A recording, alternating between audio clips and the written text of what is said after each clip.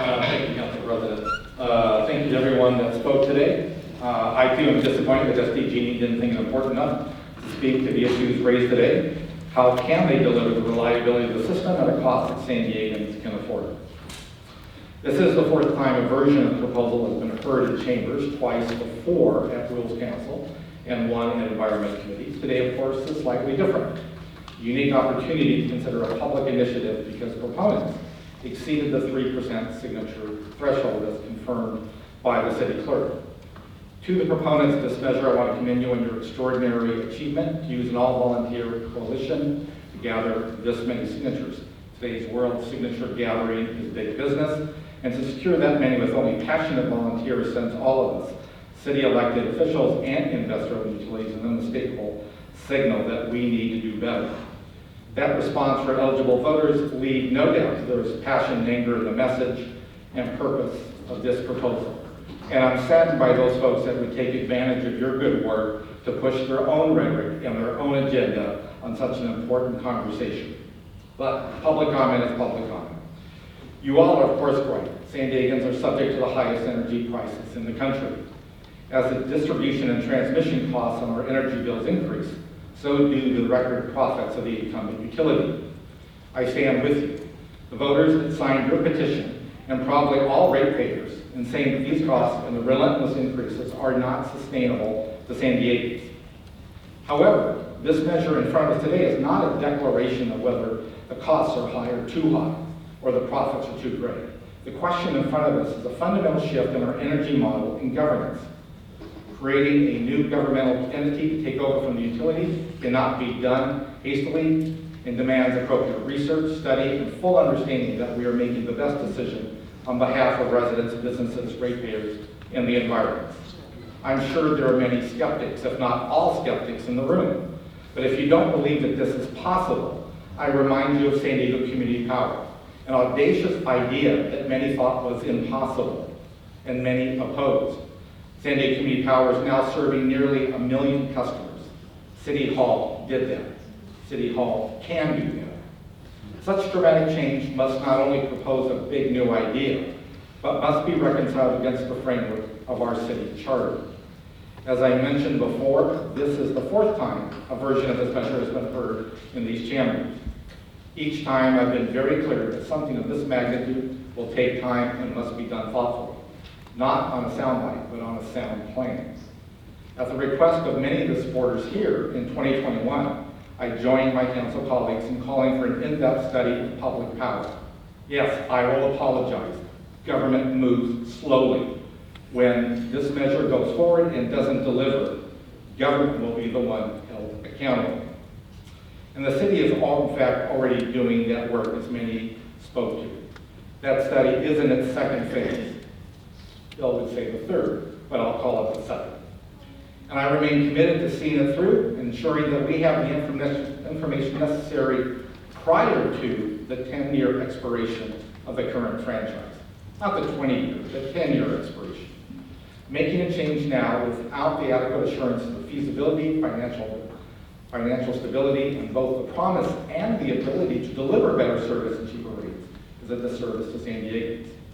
Not moving this measure forward today is not a loss for the proponents, and certainly it's not a victory for the incumbent utility. Rates are too high, profits are too high. And as we heard from the state's audit, it is inexcusable that an incumbent utility continues to exceed projected profits year after year after year. Who is the CPUC working for? That is one thing for a private business, but unacceptable for a public utility that has a monopoly. I will continue to pursue accountability, fight for reform of the CPUC, and ensure that the proper due diligence is performed for public power to be the best option for residents and ratepayers. And for all of you that are working here today, patience and persistence. Never give up in what you're doing and what you believe. But with that, I move under sub-item A to reject the initiative, and under sub-item B, not to consider the vote. All right, folks, we're not doing this. We're not doing the back and forth between, nobody interrupted you all while you're making public comment. The council's going to have this discussion up here. Council President Pro Tem is making a motion right now, which is actually quite important that everybody has an opportunity to hear. That's the warning, and I hope it doesn't need to be a final. Council President Pro Tem. That concludes my comments. I'll repeat, move under sub-item A to reject the initiative, and under sub-item B not to submit the initiative to the vote. Thank you, sir. All right, we have a motion on the floor. Councilmember Campbell. Thank you very much, and thank you for all your comments. Thank you to the public for coming on both sides. And I would like to second the motion on A and the motion on B that my colleague just made. The reason is that this is a flawed and premature initiative. It does not speak to the correctness of the city charter or the city laws that are involved with it, and therefore it is not correct. It has to be done properly. We all feel bad for you. We all feel terrible about our own electric bills. We all feel that SDG&E should not make such a high profit at the expense of ratepayers having to pay too much for their electricity. And I ask them to look deep into themselves and think about the fact that their corporation is making too much profit. They need to get a clue. You people work very hard for this, and I know you will continue to. And I hope that they are listening because they have caused this to happen. And so let me just also say that twice this has been rejected by the Rules Committee, and also by the Environment Committee, and all three times the council committees have declined to move this forward. And unfortunately today, based on the legal concerns that are shared by the city attorney's office, and without a lot more data in terms of the cost, the expenses, the revenue, and how one runs an electric power company, I'd like to make a second to these motions of sub-item A and B, that we not submit this to the voters. Thank you. How is it flawed? A and B?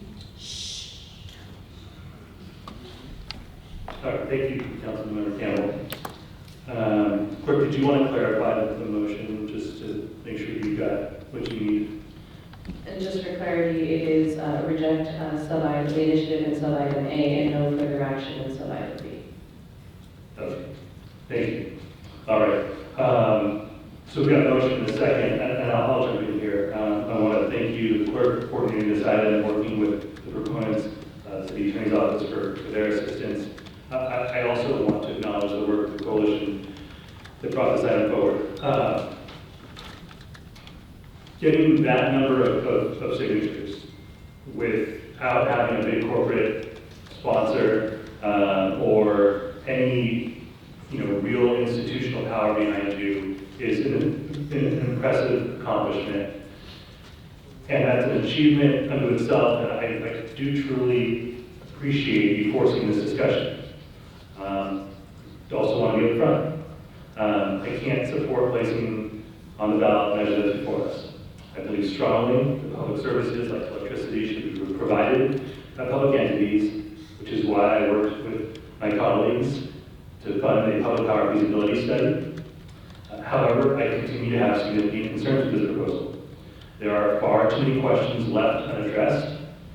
With that in mind, I do want to ask the Attorney's Office if the measure that was proposed, if there are any concerns or questions you have with respect to its compliance with our city charter. Thank you, Council President. I'll defer to DCA Fritz Orlin. Excuse me, I'm sorry. Yes, Council President.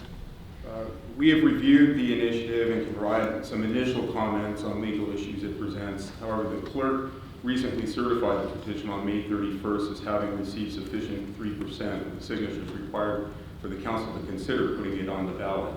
But due to the limited time available for analysis, the points made today are high-level initial observations only, and a more comprehensive evaluation could identify other issues or considerations. With this reservation understood, we have the following comments. First, the petition calls for formation of a municipal utility, not a municipal utility district. It involves only the territory of the city of San Diego, and no other cities or public agencies would be part of the proposed municipal utility. Second, the utility would not be a distribution-only utility. It would be a fully integrated municipal utility. The measure does, in fact, provide allow the utility to provide electricity to customers, including through utility-owned distributed generation resources, battery storage, and microgrids. Perhaps most significantly, the measure presents a potential violation of the charter legislative requirements by improperly delegating legislative powers to an unelected board of directors whose members would be vetted by the mayor and then appointed by the council through a drawing of lots. The charter allows the city to provide electric services to its inhabitants, but the power to operate is a legislative matter for the council. The charter does not provide for a municipal utility to be operated as a nonprofit corporation by an unelected board of citizen appointees. Charter section 11.1 provides that the legislative powers of the council may not be delegated. The measure likely violates Charter Section 40 because it purports to allow the unelected electric board to hire outside legal counsel. Fifth, the measure does not adequately provide terms for the hiring of municipal utility employees. It appears to presume a seamless transfer of employees from SDG&E employment to municipal employment, but does not give full consideration of how this could be legally done. The measure does not account for legal issues inherent in the existing employment contracts and retirement benefits of SDG&E employees, and does not address civil service provisions of Article 8 of the city charter. Sixth, if the measure were approved, it would require the city to end its membership in San Diego Community Power. The municipal utility would assume a duty to serve retail customers. The municipal utility could coordinate with Community Power for wholesale procurement, but could not provide retail service to customers. That concludes my comments. If you have any questions, I'd be happy to try to answer them. Thank you so much. Mr. President? Sir, no, absolutely not, absolutely not, absolutely not, absolutely not. Please have a seat. This was not going back up to the public, and we can't respond to it Please have a seat. before the hearing? Sir, please have a seat. Let us speak. It's not correct. It's incorrect. All right, thank you for the analysis and responding to the question there.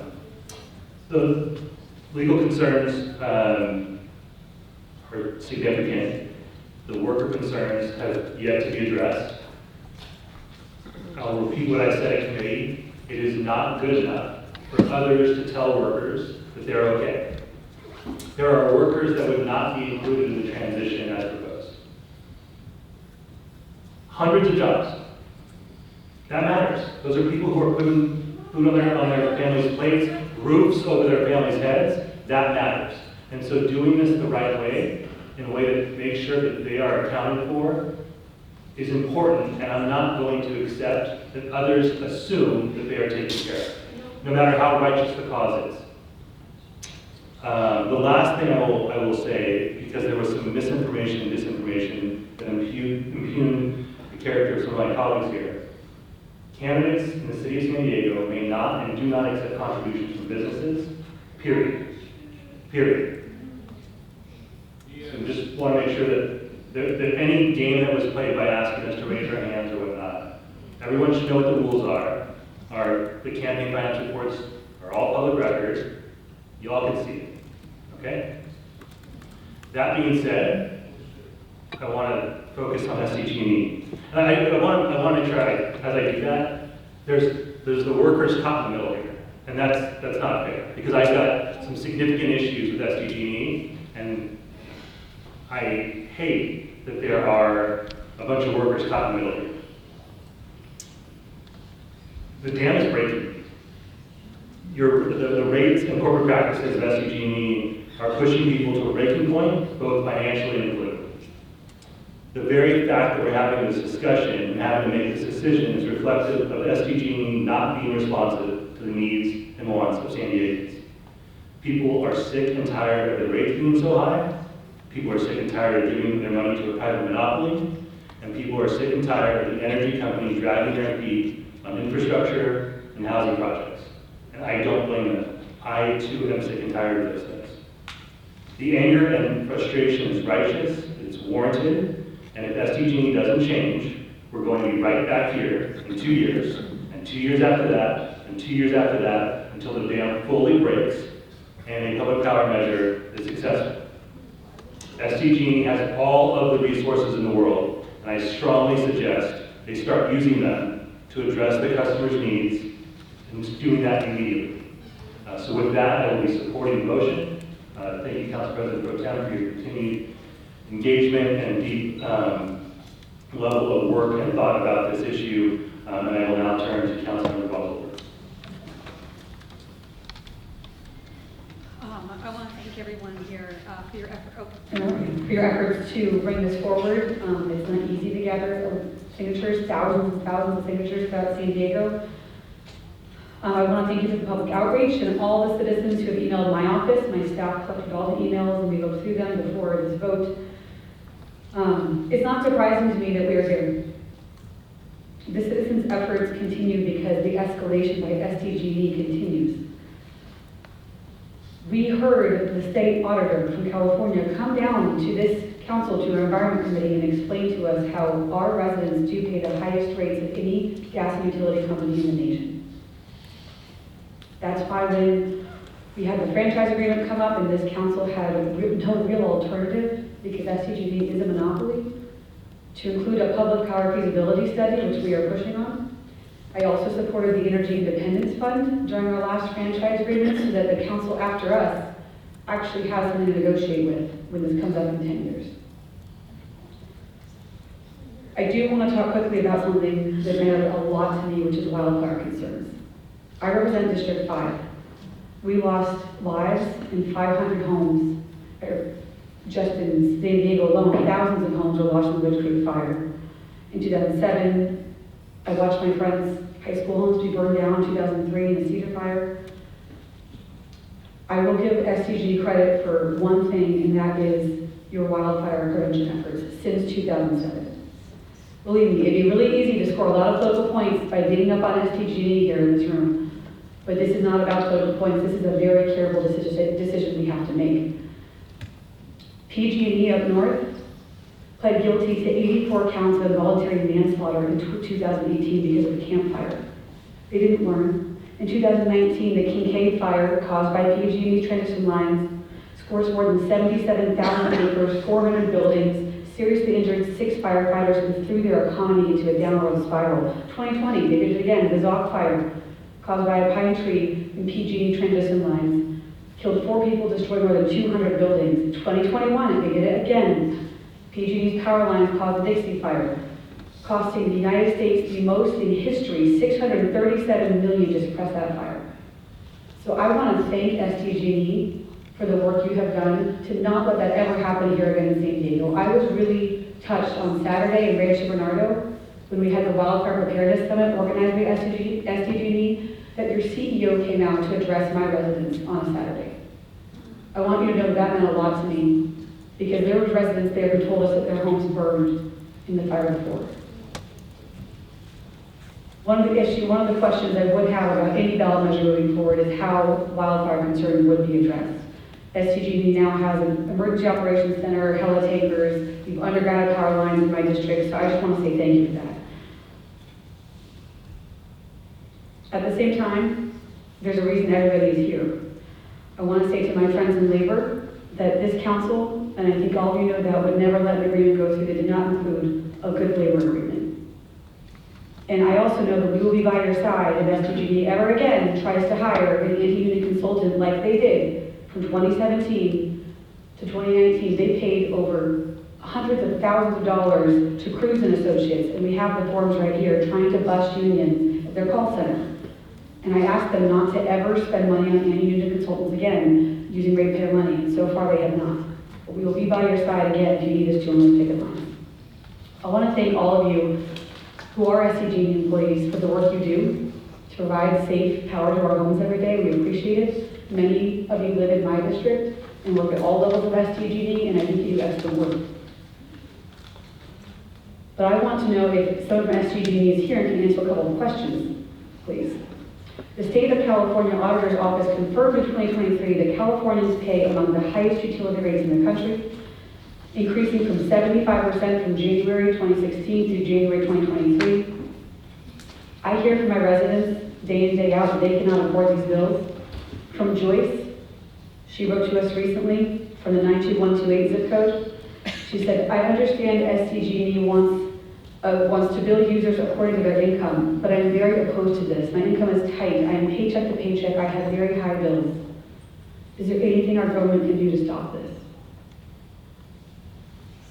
I heard from Chris in Del Sur recently. Hi, Marnie.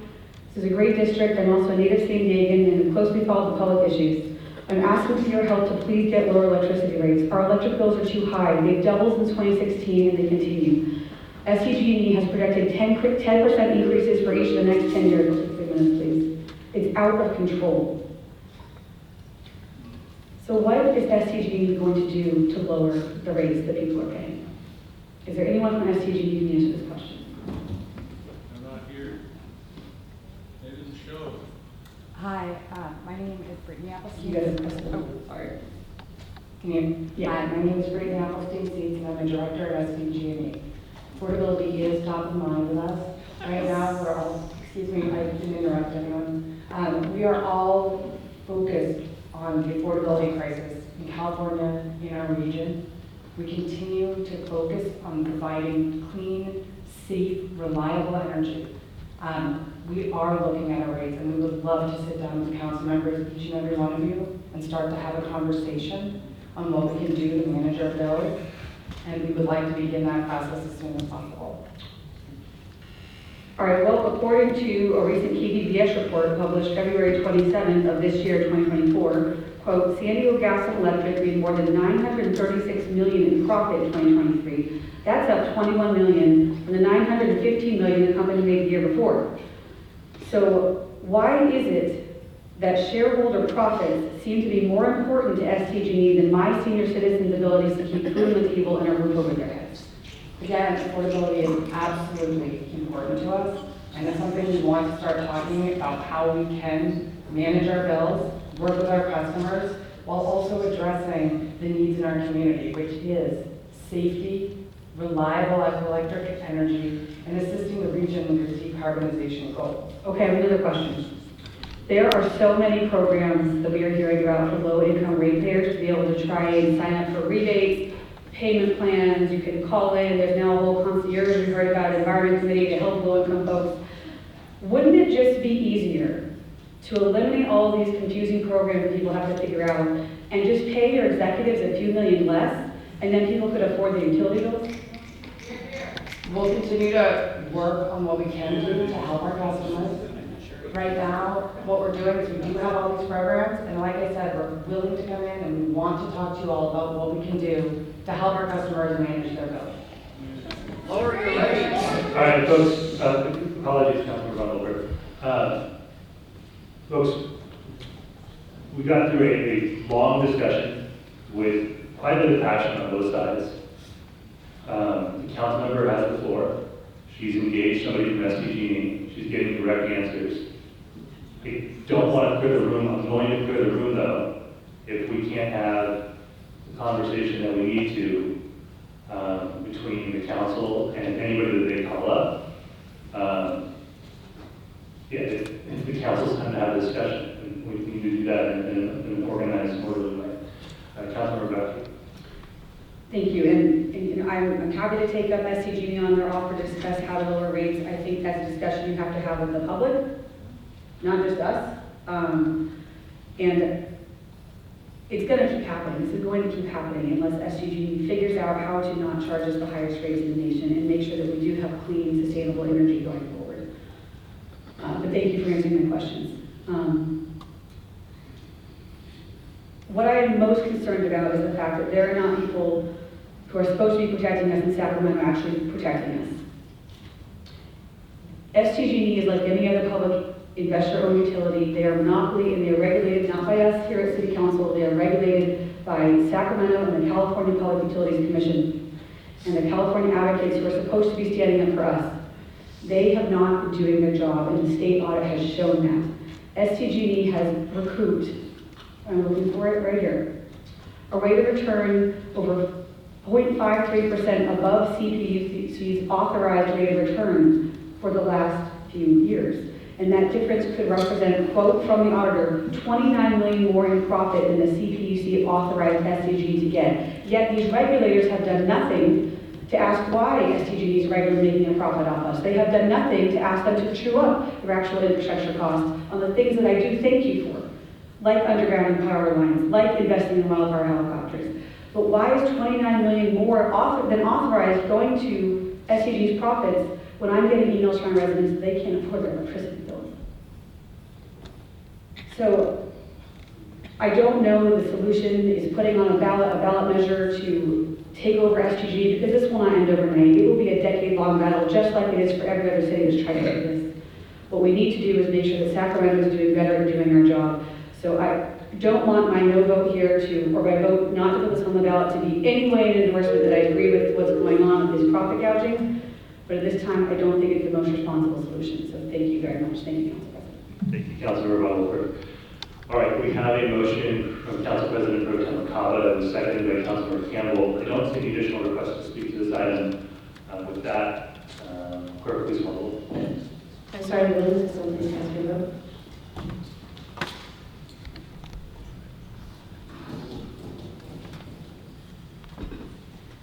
That passes unanimously, 8-0, with Councilmember Moran absent. All right, thank you, clerk. Appreciate that. Let's move to non-agenda public comment. As a reminder, the non-agenda public comment is for items that are within the subject matter jurisdiction of the council and that were not on today's agenda.